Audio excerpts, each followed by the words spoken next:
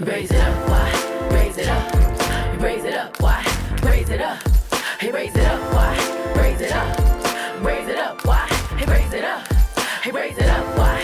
Raise it up. Raise it up, why? Raise it up.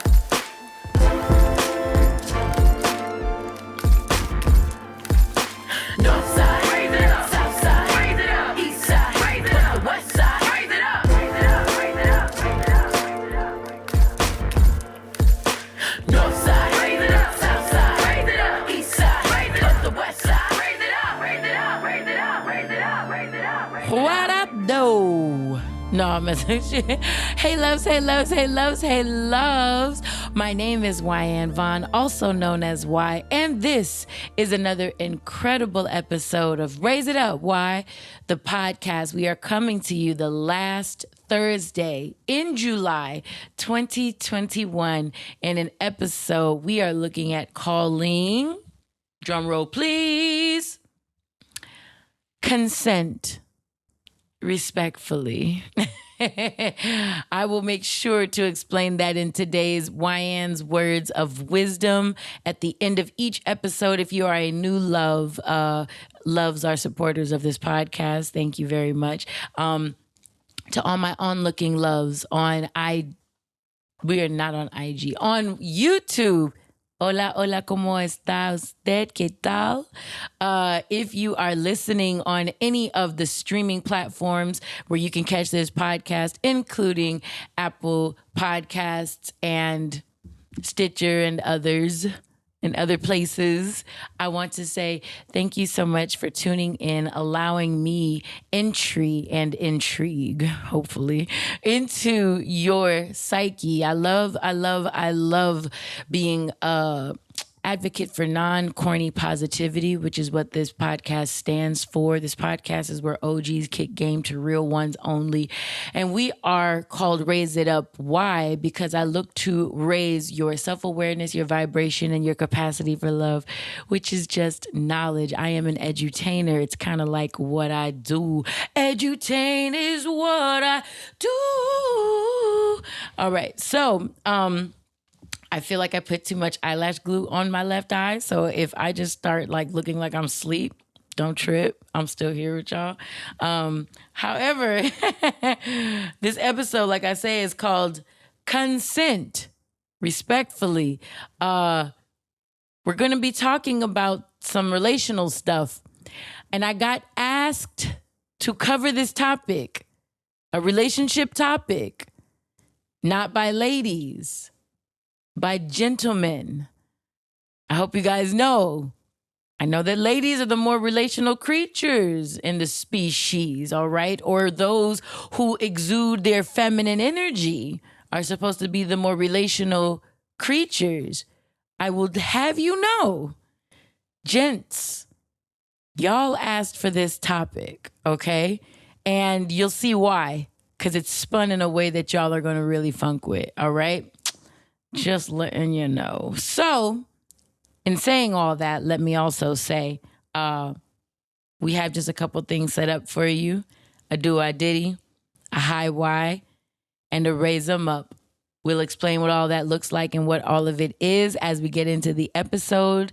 Some of you know I am a trained therapist, not a practicing one. And because of that, I like to start each of my learning situations, even though you just feel so entertained and happy. We actually are learning because we're going up, bro. We are going up whenever we're listening to these episodes, whenever I'm creating these episodes for you. My intent is to raise y'all higher. So sometimes my poor angel named Onet Zeleke Ashanafi Vildigyorkis, who's like behind that camera over there, she sometimes has to wait for me to look up more stuff, research more things, make sure I'm really on top of my game like I think I am. And I do that because I can't lead anyone anywhere I haven't been. Sometimes it's not just that I haven't been there. I can't lead you anywhere I don't feel I have expertise to speak on a situation. I know, what do the kids call it? Cap? Right, that part. So when people cap, aka when they speak on shit they have no clue about or talk on topics that they have no expertise in, they are capping. Sometimes they're just straight up lying, and it's a lot. But from what I understand, from what my students have told me, the idea of capping is kind of like inflating your person, who you are, how you are, what you mean. And I've never been her. Everything you hear, everything you see is real, save the eyelashes. So just letting you all know that today we're going to be talking about dope-ass topics that you all asked for, gents. Ladies, you are just going to benefit by default because, again, you are relational creatures. That is not something that you should step away from. That is something that you should literally lean in to, all right? And we start all these things with something I call grounding. It's a lie. I don't call it that. The whole therapy profession calls this grounding. Grounding is where we separate you from wherever you were right before you tuned into this show. All right, right before you tuned into this podcast or started watching us on YouTube or even Patreon coming soon. More details later. Yes. Before all of that, you were living life. Whether it was the best of times or the worst of times, you were there wherever you were. What we do when we ground ourselves, me as a speaker even, and you all as listeners, we make sure that we all get in the car to take this journey together. Grounding is like getting in that car, everyone buckling up, checking all your mirrors before you start the engine and take off. Wouldn't it be a thing? You guys remember that movie Home Alone? When you get in the car and you think the whole family is there and here you've left your child somewhere. That's what... Oh, yes, instructors, I'm on your head today. That's what some instructors do. The ego of education states that sometimes educators just come to a room ready to pontificate, ready to opine. Yeah, y'all go look that up. Ready to get in their own bag, and they don't even make sure that the room is ready to go with them. I guess we can't really fault them. Being a trained therapist and an edutainer, some of those skill sets I have acquired because of having been on stage all my life, or because of the fact that I have the training of a therapist. So educators, I'm going to cut you some slack. And when I say some, I'm talking about very, very little. The ego in education might be the episode I do for September, since everybody's coming back for fall. Nah, I might even do it next, because August is when, what we start, August 23? Yeah, there you go. Okay, so grounding, ladies and gentlemen, grounding. Why don't you all take a moment? Take a moment to be here with me. I want you to hear my voice. I want you to feel your feet. And if you have on sandals like I do, or even if you don't, I want you to wiggle your toes. It's silly, but why not mess around and touch your nose? And you're just doing all that to recognize that you are here. All right, I want you to breathe a breath in, blow a breath out. Why don't you do that again? In through your nose and out through your mouth. Just take a moment to own this miracle that we sometimes take for granted called life. That we are breathing and winning just by living this life, by spending this time with my voice right now. You are investing into your betterment. Why don't you sit with that and feel proud? And let's go the fuck up. Why not, ladies and gents? What is we not doing it for? You understand? I laugh because that grounding is meant to be silly. When I ask you to wiggle your toes and touch your nose, not only did those words rhyme, but it's just something that we don't normally do. So to do it takes you out of your normative functions and puts you into like, wiggle my look at my toes. I mean, I guess. And just by doing it, it brings you right here into this moment. Episode, I believe 29 was March. That was when I had my fall. And I talked about the fact that just in having that fall, you know, I realized that life could change with one step. A month later, I had to do the episode alone because half of my family caught COVID. Days after the episode aired, I caught COVID, and our entire family ended up catching it. Plus, got the antibodies and we Gucci. How about that? Since everyone wants to talk about vaccines and no one talks about antibodies, health, immunization, wellness, mental, whatever. Anyways, ha. A month after that, come May, the individual that unfortunately ended up passing on the COVID to the entire family passed away. And here a month after that, the world is opening back up, especially in LA. And as a result, I can't speak for other regions and other areas, but in LA, sometimes you'll hear vernacular that says, yo, it's a hot summer.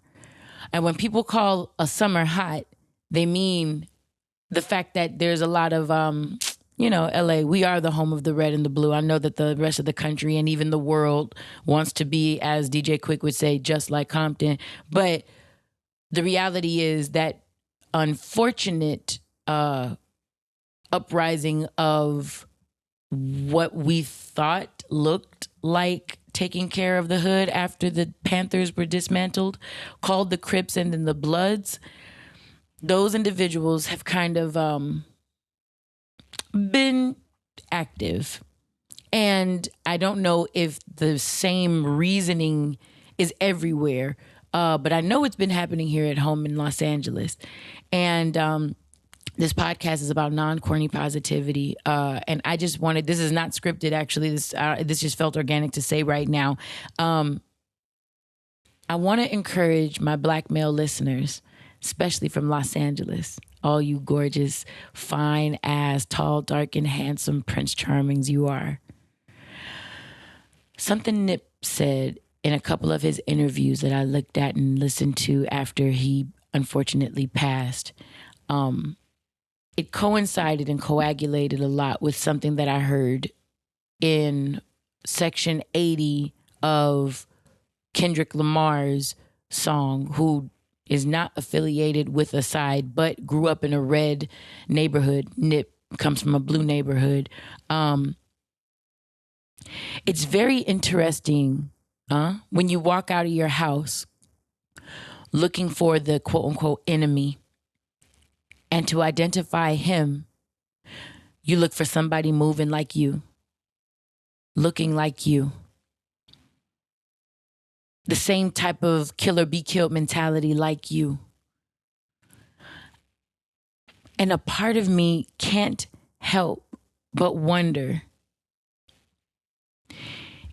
if all that we do is an extension of who we are in ourselves. That's why 4 agreements take nothing personally, right? We don't take anything personally because what people do tells you more about what they do, what they think, and how they are, way more than it says anything about the recipients of those behaviors or thoughts. If your objective is to go outside and look for men who behave and look and act just like you, it makes me think that you may hate something deeply beautiful within yourself. For some of you, this sounds like foreign language. For others of you, this is piercing something. And I'm okay with both of those results, by the way. Black men, you're so fucking dope. You deserve to be around. I don't know who has taught you that you aren't worth legacy. I don't know who has taught you that you're not worth sticking around and being here, that this life isn't for you, that you were built for jail, prisons, rehabs, mental health institutions, homelessness, or death. I don't know who taught you that, but if you've never heard a voice of someone who loves you and gives a genuine fuck about you, whether I've met you or not, please hear me and believe me when I say, oh my God, you are worth so much more. You are the epitome, the standard of American beauty. When I said tall, dark, and handsome, you are the image of a Prince Charming that all these young girls have been thinking about since we ever watched Snow White, since we watched or even saw Ariel in The Little Mermaid, or when we saw Barbies with Kens. I'm talking about y'all are the shit. I mean, I don't even know how to make you understand it deeper than that. And I'm saying you, black man, young black man, YG, not just YG the rapper. I'm talking about you young gangsters, you YGs. I'm letting it be known. I don't know who taught you to look at men who act and move just like you, who look just like you, who think just like you, and see the enemy. I don't know who taught you that. I just would encourage the beginning of the thought that might not be a true sense of your programming. That might not be real. I just want to offer that. Let me germinate for a second. That's called planting a seed. Let me just plant the idea in your head that maybe you aren't the enemy to yourself, to your hoods, to people around you. All right? That was an organic message. It is not in my notes. My first thing right here says, douxadiddy, good connection, TVOR. I'm telling you exactly what it says right here. That was just something that is on my heart and in my head for you young black men in Los Angeles and wherever this may apply. If the shoe fits, wear it and buy a matching purse if you'd like. All right. But what I'm saying is to you, I would just, I'd like to further that conversation if you guys are into it.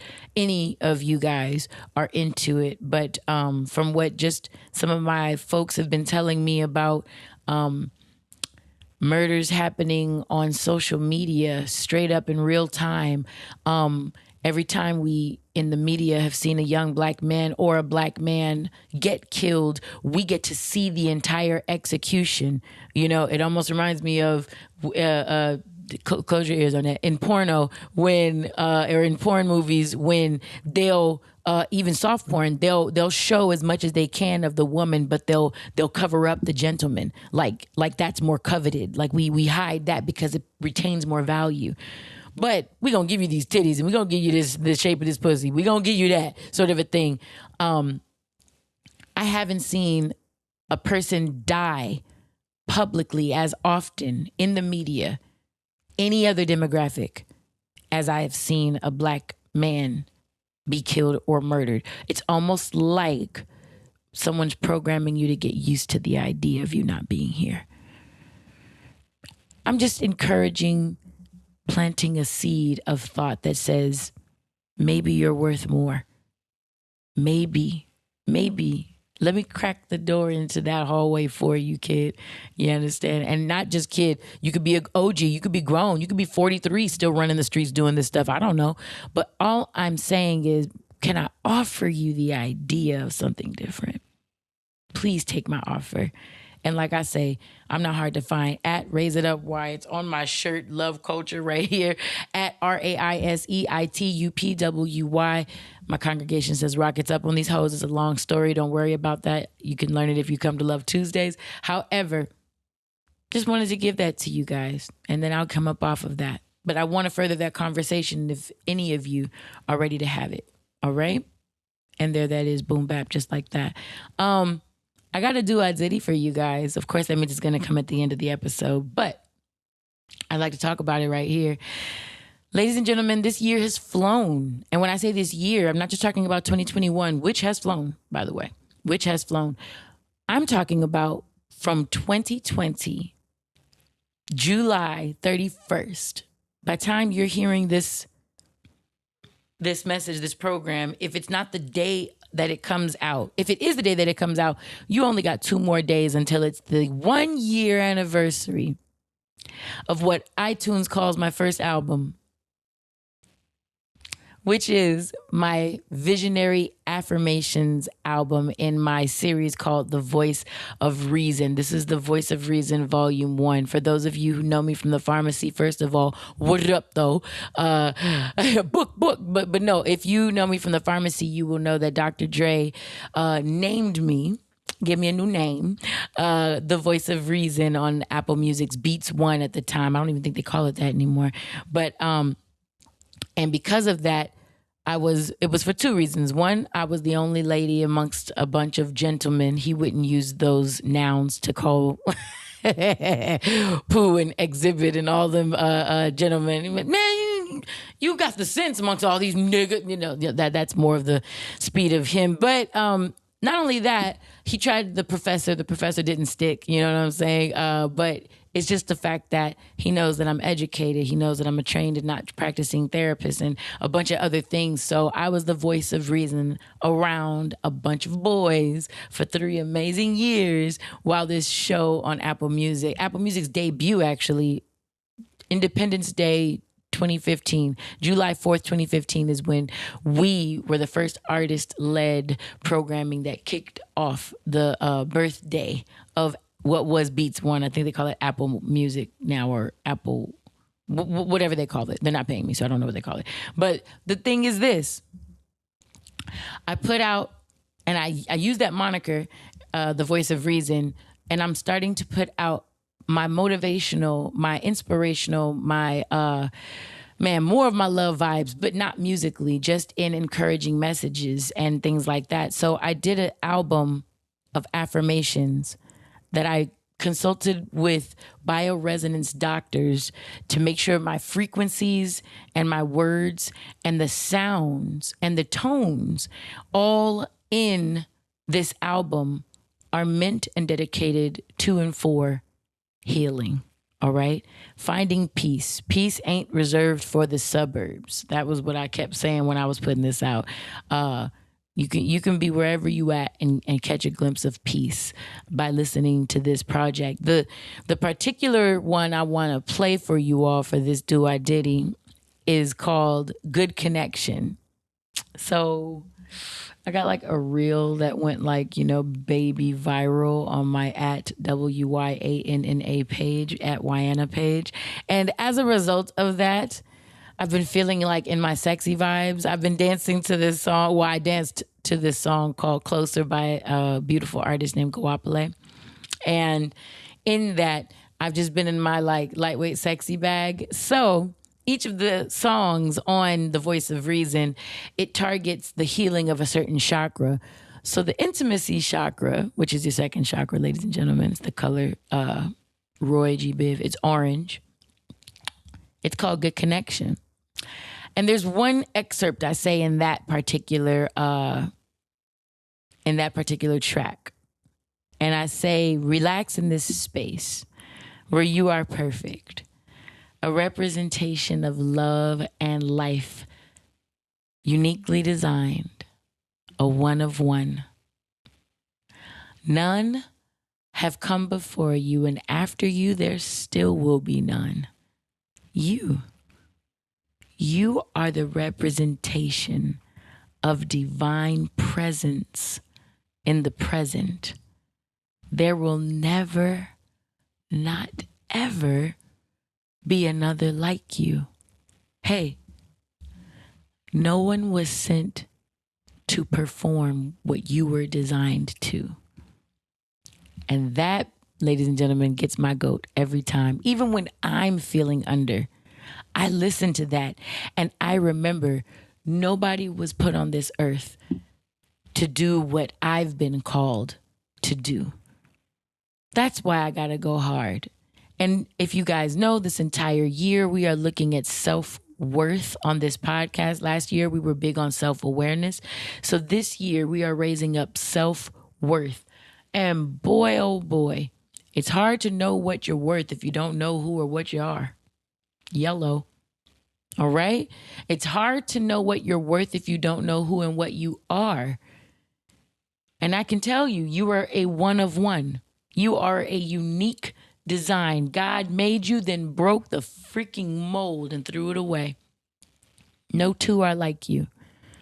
And no one was sent on this earth to perform what you were designed to. You are a gift. You are a gift.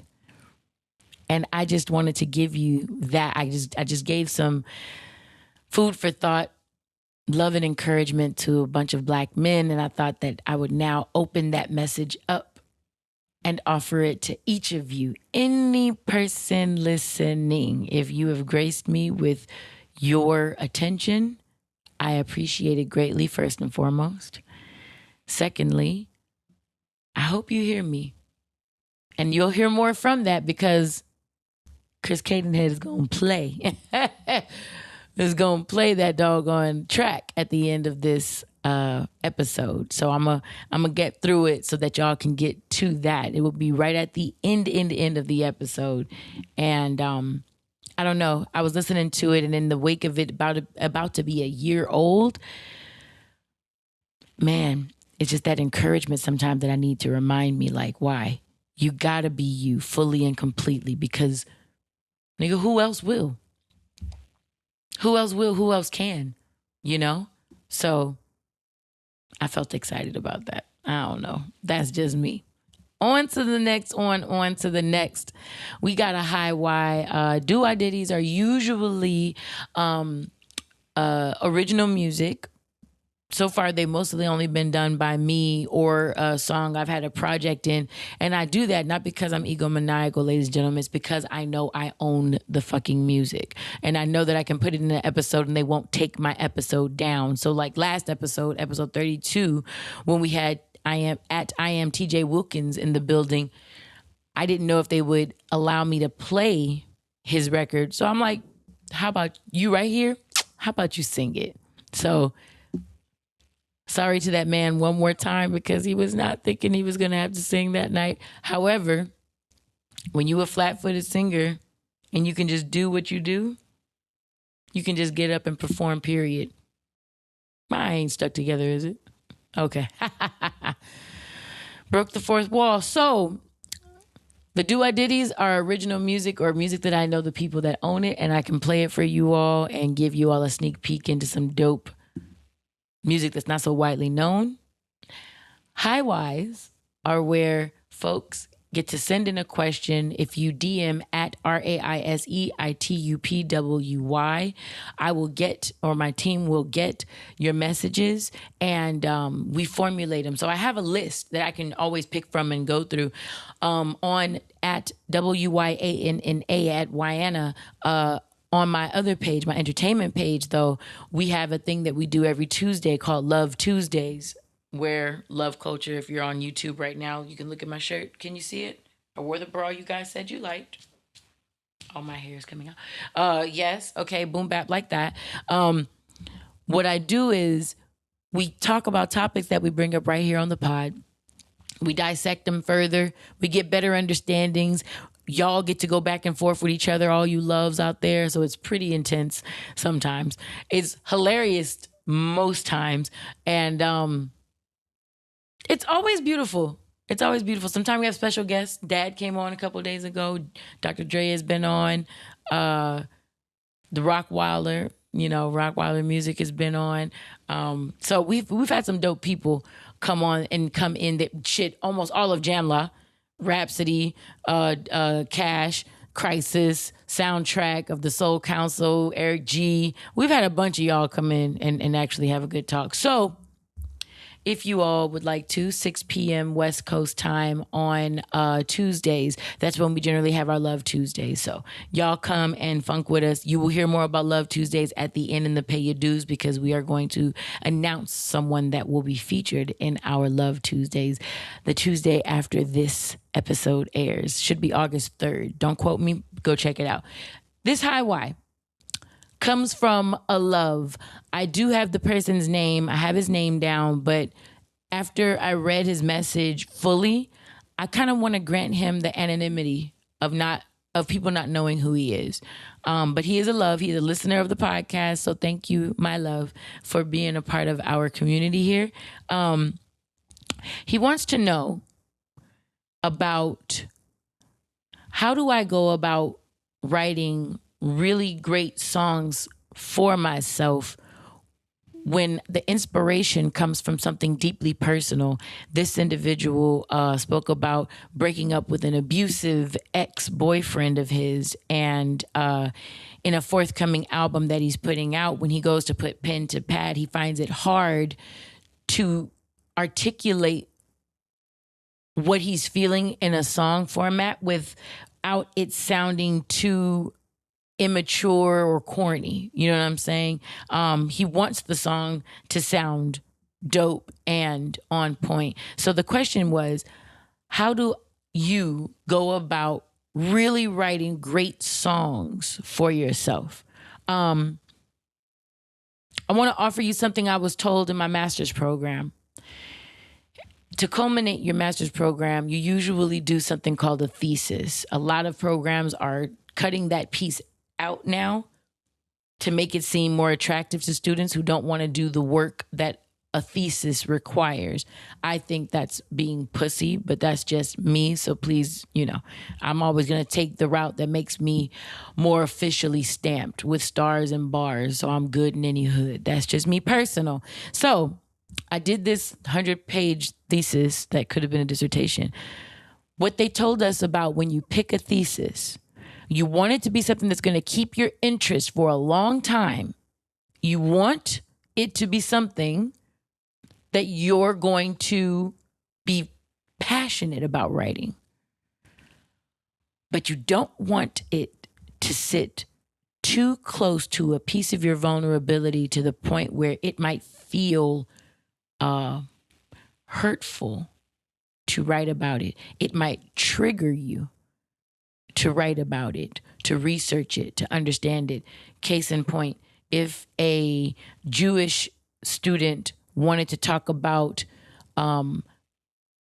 mental health surrounding the Holocaust, if you're only one generation removed from the Holocaust and you're asking and interviewing your parents, your grandparents, your neighbors, whoever you might be interviewing, hearing these stories and understanding the breadth, the depth, the heinous atrocities that went on with that, it might fuck with you.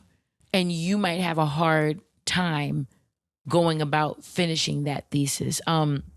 Same thing in the LGBTQ plus community, dealing with the mental health of people who've recently found out they're maybe HIV, AIDS, HIV positives, or they have AIDS. They tested positive for AIDS. In those situations, I definitely had co-students who did research on that. And as they're doing research, they may have gotten a diagnosis that they didn't anticipate, and it hit too close to home. And now I'm not just writing about a topic, I'm writing my life for some college somewhere. It gets deep, sort of a thing. I'm going to use both of those types of examples and apply it right here to your situation.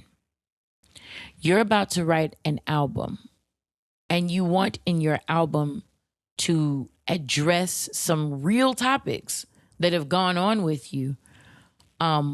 Let me offer you those same words.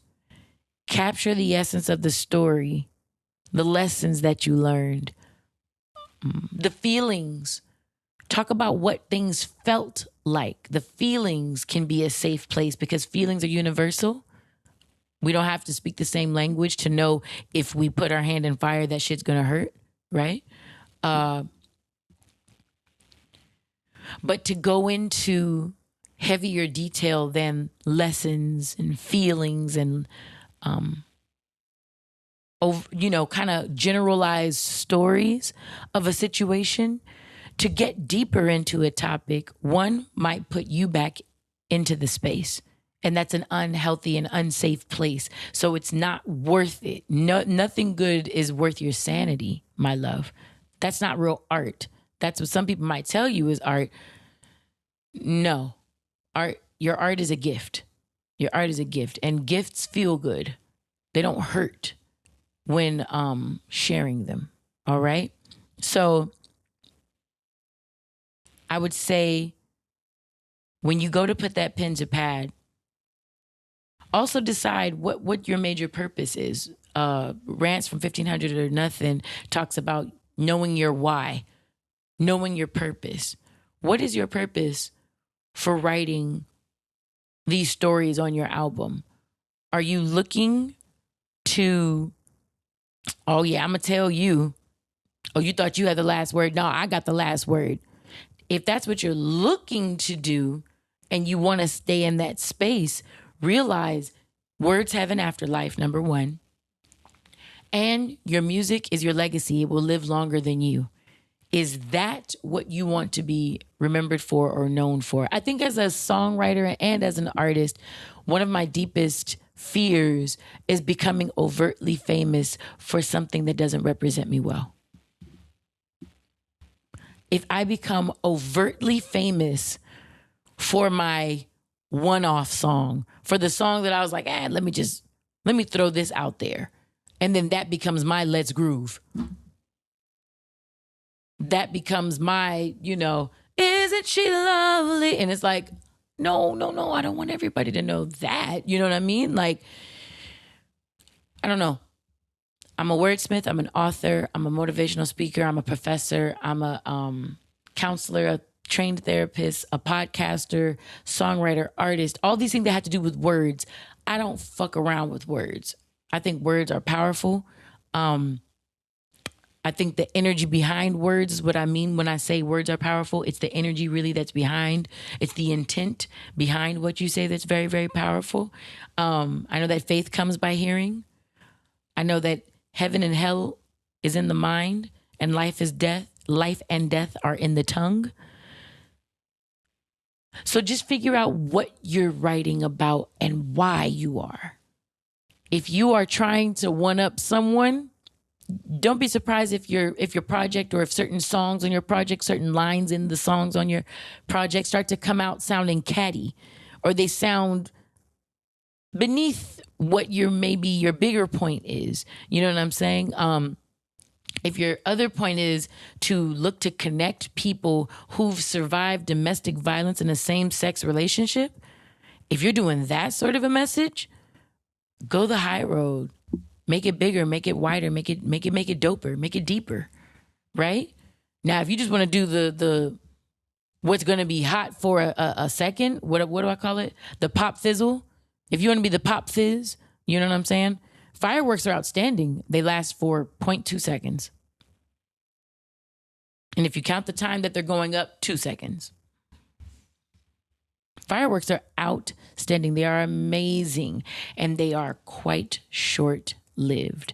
So a lot of motherfuckers today in the music industry are trying to live for a moment. They are rocking it out for a moment.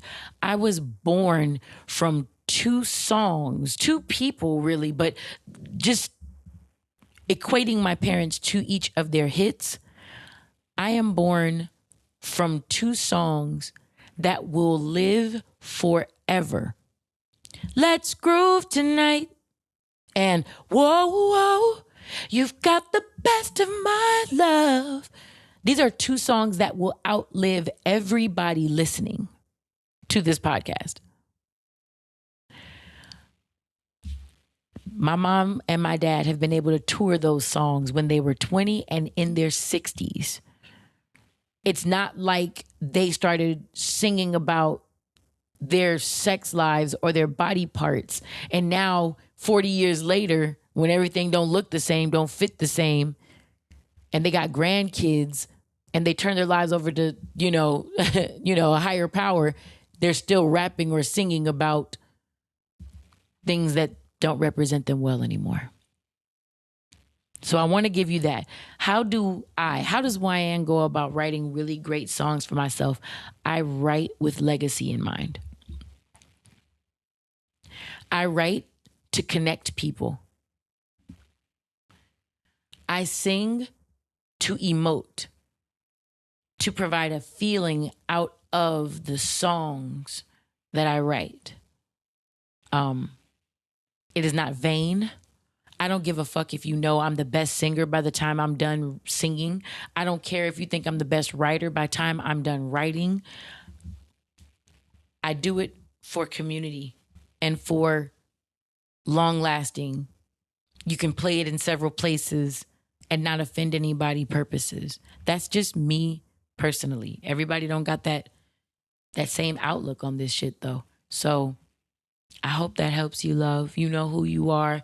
I'll make sure to DM this episode to you because I'm looking at your handle right here.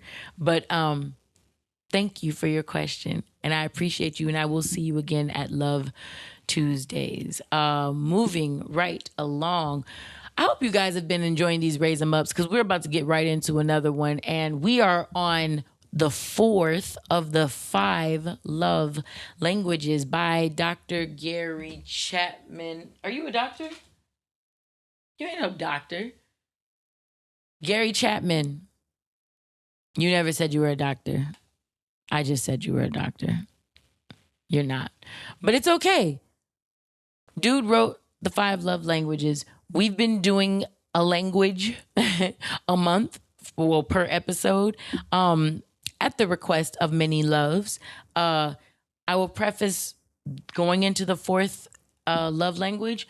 I will continue to preface this is a counselor who made this rubric of love for married couples. Why do I say that? Because married couples have a different type of glue and commitment to their relationship than do any other relationship on earth, period. So it's a wonderful thing if you're asking your boyfriend or your child's father or your child's mother their love language, or your best friend even their love language, to try to see if you can date and speed date with love languages. This wasn't designed for that. I'm sure a heavy shoe can knock a nail into a wall, but it's not a hammer, right?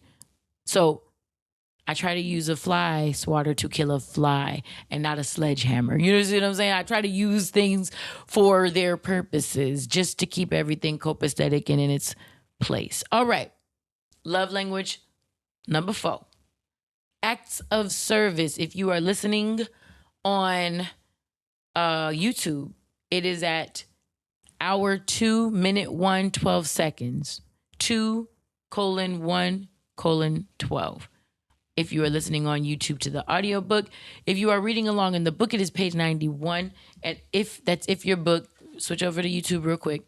Looks like this mid-sized one with the purple, white couple on the beach type thing. All right, y'all. Acts of service. Here's what I took from the chapter. 1, it's doing things that you know your spouse would like you to do. All right? It's almost like giving a gift, but not with money, with doing, not with a physical act, not with a physical gift like the previous chapter that we talked about last time. This is more like changing the diapers, keeping the car nice and running, washing the dishes. All right. These are things that you might not want to do, but there are things that have to be done. And let's say if wifey usually cooks all the time and washes the dishes, your act of service could be something like she cooks, you clean her dishes, or you cook and clean the dishes for the night. Because I know in this new day and age, people don't like roles. We don't like having gender roles or roles within relationships. However, when they're not, I fucking hate this word, but when they're not toxic, okay, when they're not maladaptively used, roles are almost also like boundaries. They tell you, you don't go to a job and be like, I don't want anybody to define me within one role. I am big and I can do all the, okay, all right, janitor. So now go teach, nigga, go teach the fucking calculus class then, since you don't want to be confined to a role.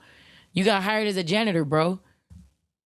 And guess what? CEO, you think you big and bad. Go scrub them damn toilets. How about that? Thank you. Since you don't want to be told what to do, you don't have one role, you want to do everything. When they're not being used to hurt or demean people, roles are very clear communicators. So I know when it's my turn to do this and when it's your turn to do that, so that we can keep a whole household rocking. It's not, well, I was going to take out the trash. Well, I was going to take out the trash. Oh, shit. Okay. Well, I was going to do the, well, I was going to do the dishes. It's like, okay, Nick, bro, what are we doing? What are we doing? Right? It keeps a clearer communication, ladies and gentlemen. Know that. All right. So remember this, ladies and gentlemen, especially my ladies. I love you. I love you girls so much. I love you ladies so much. Love is always freely given.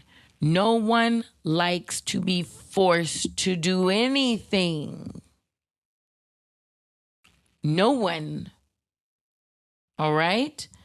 I heard him say on the audiobook portion, as he was reading his own words from his book, he was giving to a couple some suggestions on stuff, and he told them, you don't have to do these things, but understand, if you do these things, you realize it's going to be an expression of love to your partner.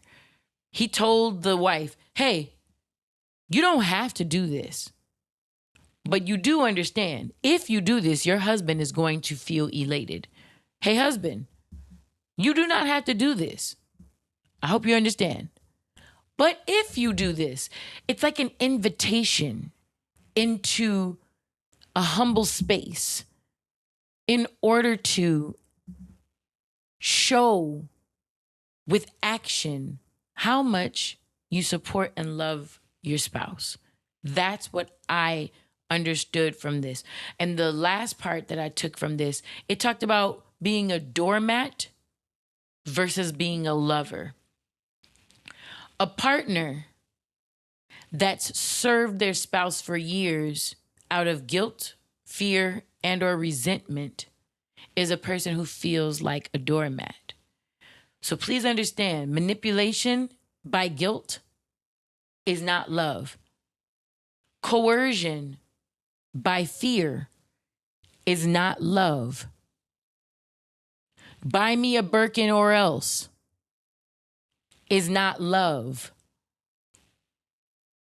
If you're not eating, that's not love. If you start with if, this is geometry lessons right now. If you start with if, at some point you're going to reach a comma and then there's a then. That's called a conditional statement, a conditional if-then statements. If you give a mouse a cookie, then you'll have to give him milk. That was a fucking childhood book. Don't worry about that. But what I mean to say is, if you don't do this and that, then I'm gone. Your relationship is starting to be over. You start at the end of your relationship communicating like that to your partner. Gentlemen, if you don't be there for me in all instances, parentheses, even when I'm fucking up, close parentheses, then I'm out of here. You ain't even the problem for saying that. The woman who doesn't know her worth and stays talking about, well, you know, I'm a down ass bitch. I'm a bottom bitch. I'm always gonna hold my nigga down. It's just ideas. Those are different. That's a different state and different space. Okay, ladies and gentlemen, thank you very much. I wanted to just put those things out there. Of course, one of my favorite things also that he does at the end of each of his chapters, he gives you practical stuff. So I'm going to randomly read. Okay, Zelike, there are 8 right here. Give me a number. 1 to 8. 2. Print a card with the following message on it. Today I will show my love for you by ... Complete the sentence with your own set of tasks that you know your spouse would love for you to do. It could be something like picking up clutter, taking old clothes to a thrift store, fixing something that's been broken for a long time, or weeding out the garden. And he puts in parentheses, you get bonus points if it's a chore that's been put off. So that's just like an example of a practical thing. And he had 8 on here. He said 9 though. he said 9 on his audiobook. So I don't know if he does like me personally when I'm recording, especially if it's a poem, if I naturally say something that I didn't write, I always go with what the feeling took me to say. I'll never go back to, oh, you know what? I have to go back to the, no. I look at my words like a guideline. And then what comes out is the real thing. That's like the natural thing right there. So, yeah. Next episode will be our last love language. Physical touch.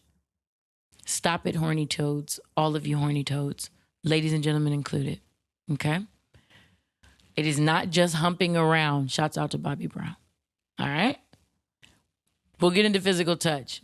But I just wanted to give you that front load. Shit, this the episode I've been waiting for her to do. Shit, talking about some physical touch. I hope she wears some big old bra. No. Okay? Heavens. Winding down our episode, going into Wyann's words of wisdom. I told you guys this episode was called Consent Respectfully. So, here's a thought. As much as a woman decides when sex is consensual, a man decides when a relationship is consensual. Don't run from this. Don't run from this. Ladies, hey, no. Little mama, who's already starting to tune out, come back in the car. Remember we grounded each other? We all got in the car. Stop taking off your safety belt. You're safe. I will land this plane safely, but get your ass back in this car, okay? I don't know how we went from a car to a plane, but it's really a rocket because we rockets up on these hoes. But okay, let's say it again. As much as a woman decides when sex is consensual, a man determines when a relationship is not only consensual, but when it's serious and the depth of seriousness that it is. So for those who don't know, like a loose definition, I haven't looked this up, by the way, a loose definition of rape is having sex with a woman who didn't consent. If a woman says no as you're about to enter her, gentlemen, la respuesta es no, aka the answer is no. You are to stop. Because at the time, she is no longer comfortable. She is no longer willing to do what she thought she was willing to do. The second she says it, verbalizes it, you have to stop. To continue the sexual act after a woman has said no, that act is then called rape. It is not even called sex anymore. Ladies, here's the uncomfy part. Gentlemen, stop. Just sit. I got y'all. Ladies, when you would like more from a gentleman, usually because you've been having sex, things have been good, you have been talking, and it feels good to you. All right? We don't want to be anywhere we don't feel good, right? When it's feeling good to you, you think he's cute, you are ready, he looks nice, you look nice, everything is on paper well and swell. Ladies, guess what y'all try to do? You try to create a relationship out of a situationship. You try to create a relationship out of a mutual sex partner. Maybe a monogamous sex partner. I'm good for serial monogamy. My bad. Hi, honey. I was good for serial monogamy, though. And despite how many boyfriends I had before you, babe, put your hands over you. Despite how many boyfriends I had, there was only one that was getting the goods, hitting this, babe, like sex. Anyways, everyone else was for a specific purpose. I had a gym boyfriend. I had a boyfriend that I had great long talks with. I had a boyfriend. And mind you, I didn't call them all boyfriends. It's just what they ended up becoming. It's what they were. You want to know how I know? Because when they got girlfriends, those acts stopped. That's the easy way to know. my gym boyfriend, every time he would fall in love, I'd hate when that nigga would fall in love. Like, if you don't bring your ass on this court and D me up, puns, I am a poet. He didn't D me up, though. He did not. And if he did it, I don't remember it. Or it wasn't well. Goodness, I hope he never listens to this. I have several gym boyfriends, so I hope none of y'all listen to me. Thank you very much. Anyways, getting back to the point. As a woman decides when sex is consensual, a gentleman is who decides how serious a relationship is, or if there is a relationship at all. This is not for no reason. Ladies, every Barbie had its kin. When we got baby dolls, I looked up girl toys, boy toys, right? And you start to look at the patterns and what you see exhibited. Do a Google search yourself. I'm not even going to tell you what you see. Do your own Google search. Google girl toys. Put that in one tab. Get yourself another tab. Give yourself boy toys. Go to images. Go straight to images and just set those up. Give yourself a third tab. Put in there Barbie toys. Go to images. Let that sit there. And your fourth tab. Give yourself a fourth tab. G.I. Joe toys. Hit images and go look at the striking differences. When girls get baby dolls as gifts when they're young, as toys, we're taught, oh, we are supposed to care for something. And not just that, if a young girl has the audacity to ask her parents or another adult, where do babies come from? Answers generally go, well, when a mommy loves a daddy, they get a baby. So what you've just told this young girl is that even to play with the real version of this toy, I need to be a mommy who is in love with a daddy. You know, if depending on how you were raised, it might be when a husband loves a wife, that might be what they're implying when they say when a mommy loves a daddy, you know, things like that. If you're raised in the church, if you're asking church people, you know, stuff like that. Now, I want you to go look at the boy toys. Boys get action figures. They don't get dolls. They get action figures. Even when boys get bubble guns, they get guns. They get things that stimulate their mind. They get Legos. They get sets where they can build things. Bob the Builder. Thank God for McStuffins. That was the only time they put an occupation in the girl one. Outside of that, it was all kitchen stuff. You remember? I mean, that's why I'm trying not to tell them the images. I want them to go see the images so you can see I'm not making this up. These are Google searches that are unbiased. I didn't create, I'm not that powerful. I'm very powerful, but not that powerful. I say this to say, when they say things like, oh, you know, boys will be boys and boys love their toys, they're not wrong. G.I. Joes come with a bunch of other niggas, all action figures, and all of their accessories. G.I. is a, person that serves in the military, so they had different guns. They had different accessories. They had the duffel bag. They had, just depending on which set of action figures you got.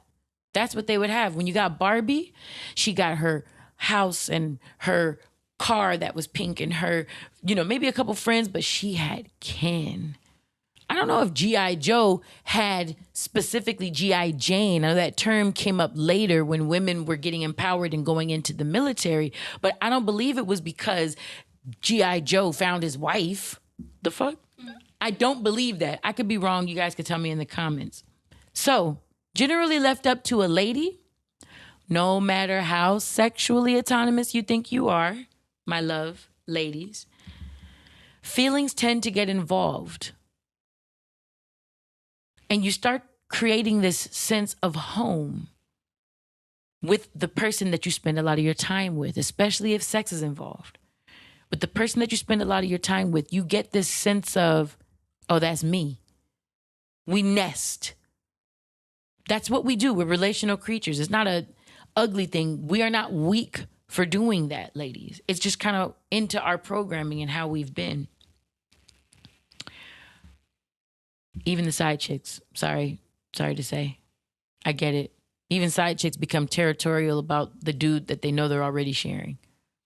Okay. I just wanted to put that out there. I wouldn't speak on things that I don't know.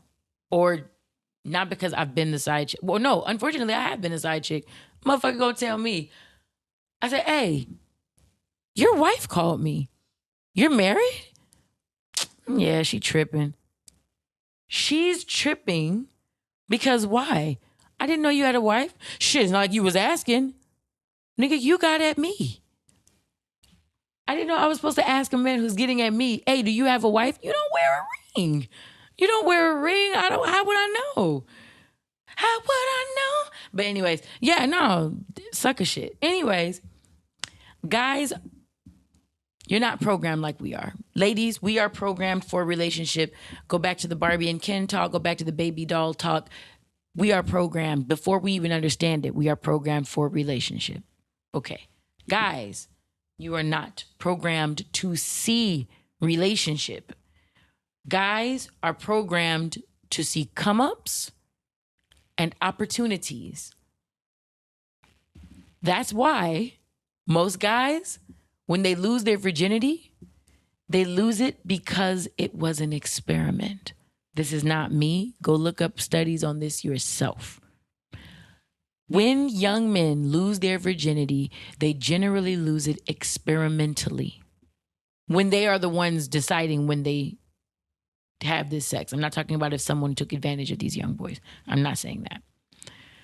Young ladies, the most common reported reason at the time that I studied this, which was some time ago, at the time that I studied this, ladies, the number one reason you were losing your virginity was because you wanted to show your man that you loved him.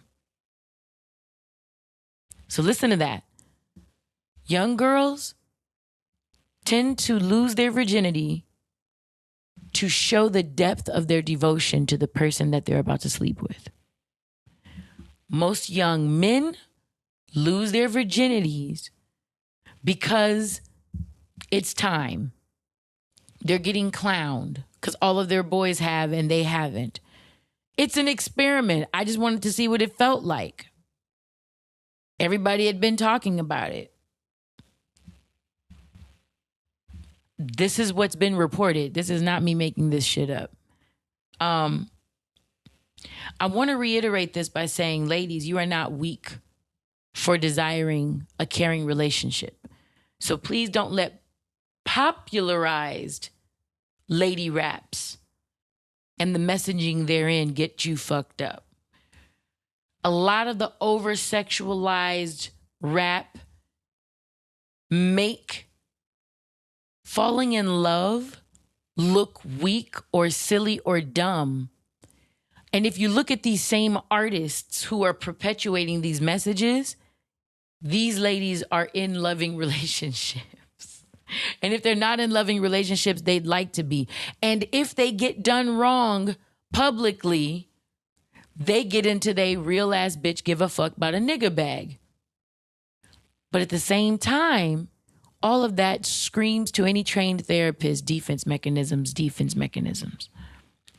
It's when your ego attempts to override everything and still make you look cool, even when you feel hurt. So, I want you to know, ladies, Birkin bags do not fix your broken hearts. How well he can eat your little twat, how much you think you have a wet ass pussy, all of those things don't fix your broken hearts. All right? Some of you all say, that's funny. I don't even have a broken heart. That's because you've never been bold enough to even trust yourself, not him, yourself, to pick a partner at the level that you'd wish you were on. Again, said it in the beginning of this episode, everything you do is an extension of you, not the recipient of your behaviors. It's an extension of you. So, all the tough talk, all the extras, for a lot of the gentlemen who are listening, most of my alleged killer listeners, allegedly, you're very quiet gentlemen with beautiful hearts who would always seek to choose love, prosperity, and power. You would generally want to choose that side because you've seen where you'll go. You've seen how precious life is because you've seen it and then you've seen it not happen. This is what people have told me, allegedly. Allegedly. I don't know nothing. But I'm giving you all that to say the tough talk screams nothing but defenses. The song I was on To Pimp a Butterfly, you ain't gotta lie to kick it, my nigga. You ain't gotta lie. All in the second verse. Jealousy complex, something complex. And he's yelling out things that are complexes. And he says, the loudest one in the room, nigga, that's a complex. Let me put it back in proper context. You ain't gotta lie to kick it, my nigga. You ain't got all that tough talk, the loud rah-rah. That ain't you. Real ones just go for it. They just still on you. I mean, I'm just saying. Just my thoughts. So just as a Birkin bag won't fix your broken heart, ladies, she's having a nightmare. Shook is having a nightmare in the back. She's the cutest thing. Watch this. Shoka! Shoka boo! There she goes. Yeah. If she's like beating her dreams up, then I let her keep dreaming. But if she whimpers, I mean, they got her. She does. I don't like that. I'll be wanting to fight her dreams. For gentlemen, stop using women as your personal counselors. They're not. Women aren't put on this earth to fix you. Women haven't been put on this earth to clean up your fuck shit or your messes. Women haven't been put on this earth to accept you at your lowest, most unrefined levels. She's not a bad woman because she won't accept your bullshit anymore. She's just leveling up and cutting the dead weight. Bag lady. That's what she say. You're going to hurt your back dragging all them bags like that. All you must hold on to is you. Is you. It's you. That's it. So when she gets that messaging, gentlemen, she's not a hater because she won't stick around while you continue to cheat. Because she won't stick around as you continue to choose laziness, all of your excuses, your limitations, everything that you put in your path to keep you complacent and not ascending. She's not whack because she chose herself. You might be dope choosing yourself. So if you ever show me a gentleman who's truly mature or really on his path to self-actualization and people be like, no, he a good dude. My first question as myself, as Wyann, I'm like, I would love to meet that string of broken hearts that helped him get to that space. Because unfortunately, for a man to understand his heart, he's commonly broken the hearts of many women to get where he's going. And gentlemen, like these words of wisdom state, you are who gets to determine the seriousness of a relationship. Here's the problem. Well, not problem. Here's the caveat to that. You not knowing yourself, not learning yourself, and not becoming the man that you in your wildest dreams wished you were, it's going to cost you some of those ladies because they're going to start learning themselves. Unfortunately for you, women do mature faster than men. So as they learn to choose themselves and you still choose the boy toys, all the toys, all the playing games, all the playing around. And then when you get caught, you resort to all of your defenses, all of your ego, all your egomaniacal talk, all of your pride. There's going to be a day, hopefully for you, that you wake up and see things for what they were. And you will have to understand the reason that relationship didn't get deep, wasn't able to stay deep, or it wasn't consensually dope, is because you weren't there with her. She ain't your problem. Ladies, he's not your problem either. I'm a math instructor. I've been a math instructor for years, tutored it since I was 18, and I'm currently an instructor at a different college now. I can tell you, 18 to 39, whatever that is, 21 years teaching math. Assigning blame in a problem doesn't help you solve it.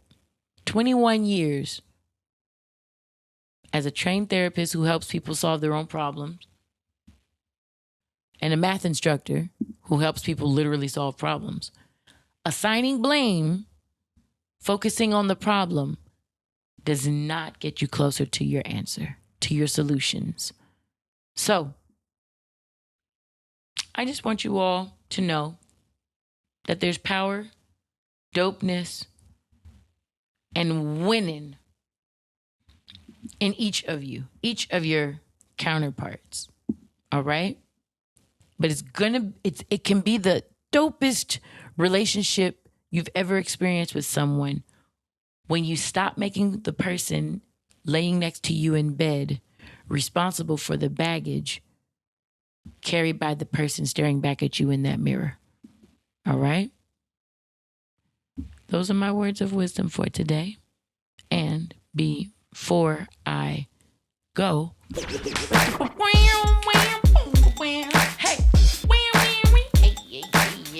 hey, listen.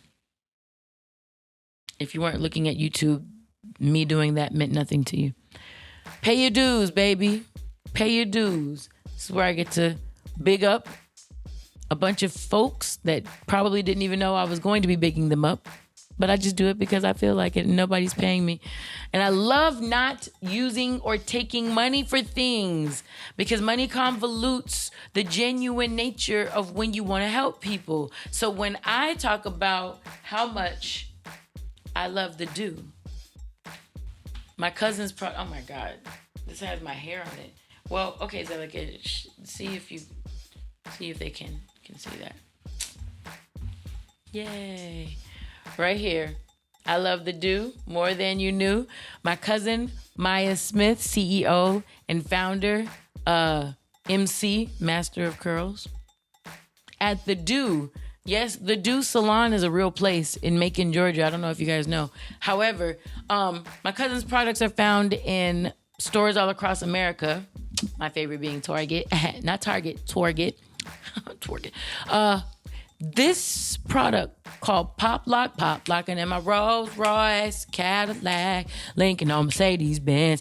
This has made, you see these curls up here? Don't worry about the bottom ones. Don't worry about those. Boy, these ones up here, and I sprayed it with the light for the shine under the light. But yo, they got my curls, did my little braid out popping. Shouts out to Chris Brown. So that is my cousin Maya Smith at I Love the Do. At ILOVETHEDOUX. Secondly, I want to front load y'all. You know I had this thing called Love Tuesdays, 6 p.m. on the West Coast, which I would call the best coast, but that's up for debate for other people. I'm pretty sure y'all love where y'all from too. So, 6 p.m. on the West, every Tuesday, except, well, by the time you guys hear this, it'll be the Tuesday. 2 days ago, by the time you all get this message, because it's aired, I will have been in the studio all day working on my second EP, BIIAM, do you know?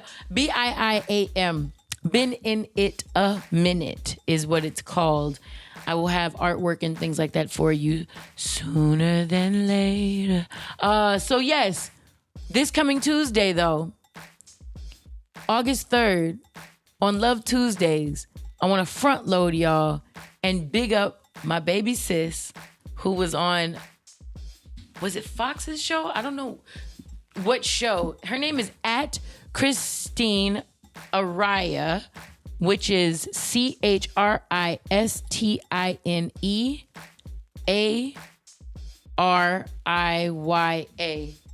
I feel like I said that wrong. She gave me her pronunciation too, and I'm over here like, okay, no. Oh, Christine Araya? I'm sorry, my baby sis. I know I just asked you this, and I feel like I said it wrong. Hold up. Let me see.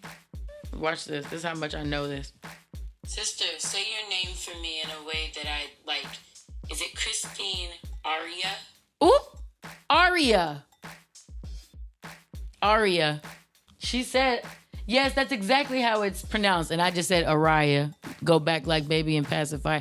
No, so Christine Aria. Wait, what is it? Aria? Oh, fuck.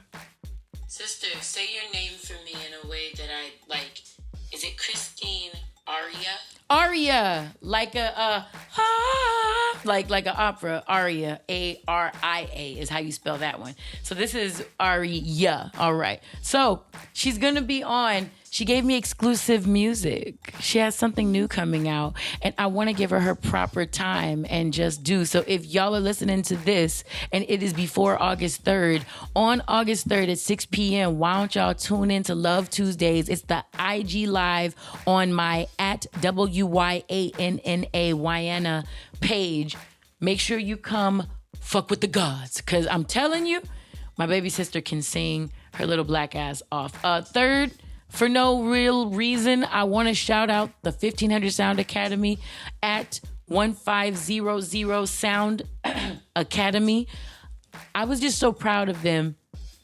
We have a new cohort of students coming in, and they got a scholarship, a few of these students, and I got to see these kids, these young people, I don't know what their ages are, but I got to see these artists accept and learn that they are chosen now to be in the school. And I just love their reaction. I'm just like, oh my God. And it reminds me of several of the cohorts before. So shouts out to Maya Batra, who almost all of her singles, I've helped her co-write because she just asks my opinion, and I love her.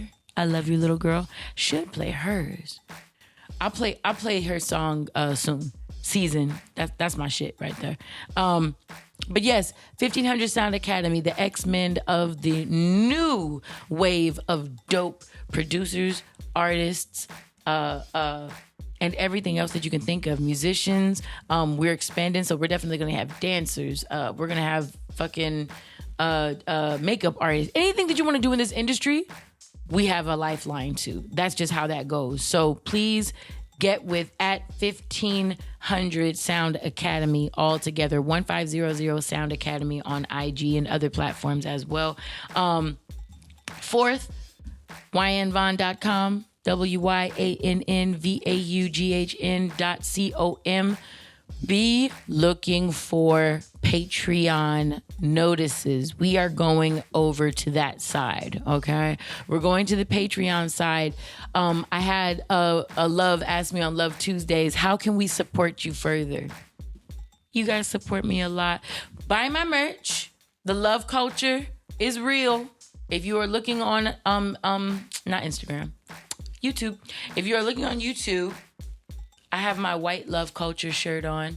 It's a t-shirt meant for boys because I've already worn all my tank tops and I didn't feel like trying to wash it fast. So now I'm wearing my white with all this fucking makeup on. But I'm wearing my white shirt. I had gray too. Gray sold out faster than white.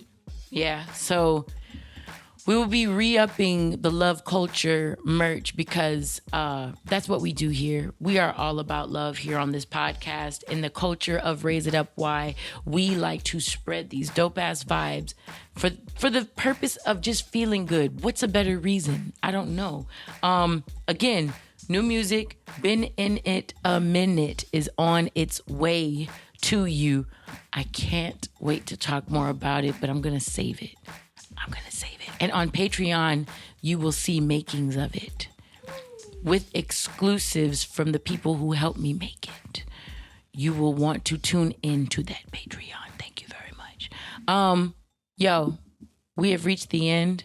Stick around. Chris Cadenhead is going to play Good Connection off of the Voice of Reason so you could hear the dope, positive vibes that affirm your intimacy chakra. Man, loves, you've been great. You're always great. Thank you for listening. I appreciate you. I never take you for granted. All right? And with that, please stay real, y'all.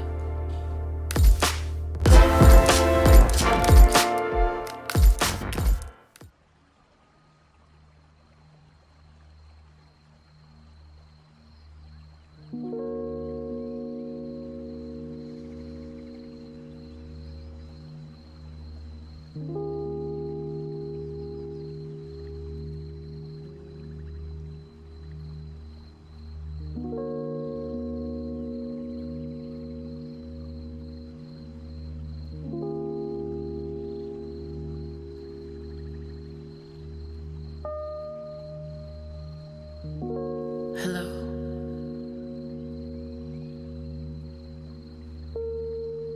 Can you hear me?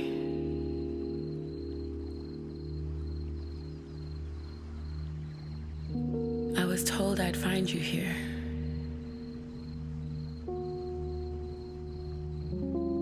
I was told you'd want to meet me, though the reason is still unclear. Hey. Hello? Are you listening? I come with a message. You might want to be alone when I phone so you can get this, 'cause, hey. Hey, are you still there?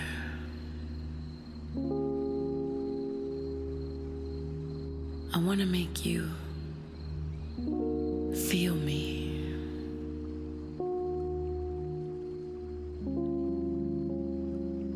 I'm the deepest of your pleasures, but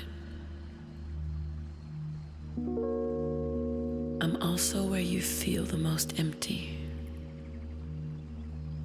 And that confusion can get tempting to focus on, so I'd like insurance that I have your focus. I don't have long, so listen, focus. I need you to focus right here.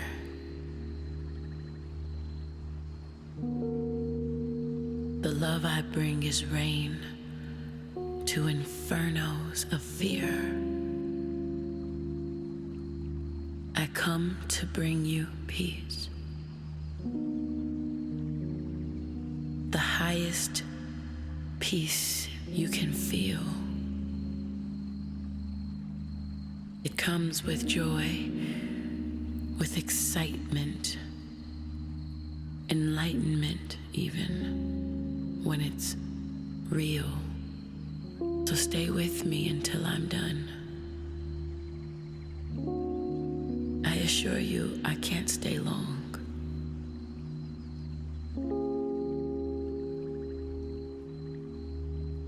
I am melody of clarity.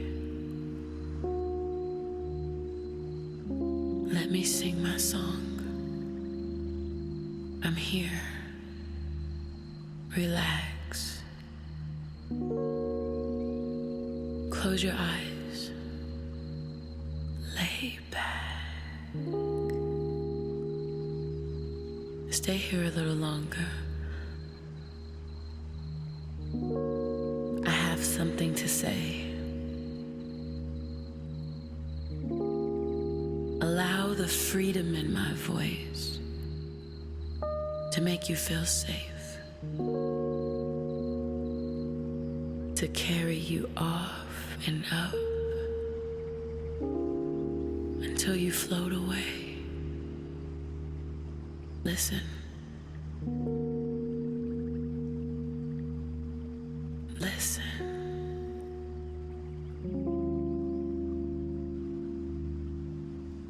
You are the very best version of yourself when you're here in this space.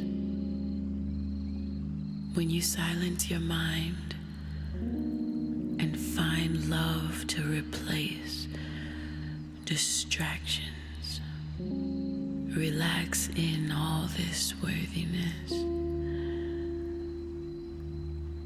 Relax in this space where you are perfect, a representation of love and life, uniquely designed, a one of one. None have been before you, and after you there still will be none.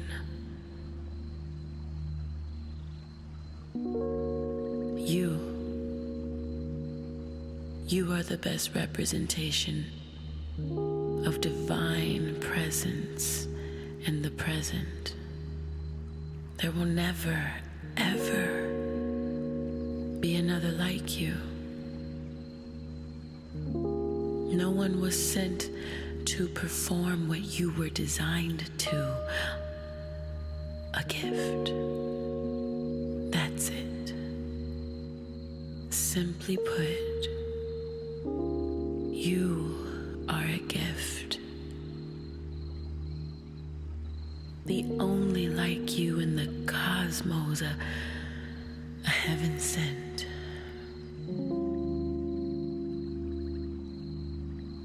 When you're connected, you're the best vibrating version of perfection. Only other universal lovers can get this. So stay connected.